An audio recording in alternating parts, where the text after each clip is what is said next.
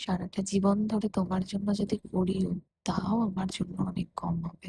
কারণ তুমি আমার জন্য প্রত্যেকদিন প্রতিনিয়ত যা যা করেছো, তার কাছে আমার করাগুলো কিছুই না। তাই একটা দিন পেয়েছিলাম তোমাকে একটু বেশি আনন্দ দেওয়ার জন্য। সেই সুযোগটা আমি এক চুলও হাতছাড়া করতে চাইনি। সেদিনকে তুমুল ঝড় বৃষ্টি ওঠে রবিবারের সকালে। এত মশগুল হয়ে গেছিলাম কাজের জন্য যে ভুলেই গেছিলাম যে এত জোরে জোরে তিনতলায় বাজ পড়ছে। আমার একদমই উচিত হয়নি সেই সময়টা উপরে থাকা, কিন্তু এই যে মশগুল হয়ে গেছিলাম ঘর সাজাতে সাজাতে। এই সময়টা কালো করে এলেও ততটা কিন্তু বৃষ্টি হয়নি। এরপরেই শুরু হয়েছিল বজ্র বিদ্যুৎ সহ বৃষ্টি, যেখানে এই পুরো রুমটায় আমি একা থাকি আর অন্ধকার করে থাকতে হয়। আর একা তো আমি একদমই থাকতে পারি না।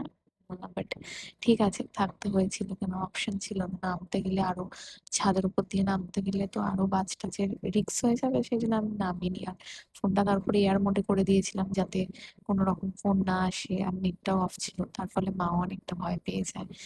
পরে যখন ফোন করে, মানে এয়ার মোডটা করার পরে বলছে যে তুই ঠিক আছিস, কতক্ষণ ধরে ফোন করছি। কিন্তু কিছু করার নেই, ওইরকম ভাবে মানে রিস্ক রিস্ক হয়ে যায় না ছাদের উপর দিয়ে গেলে।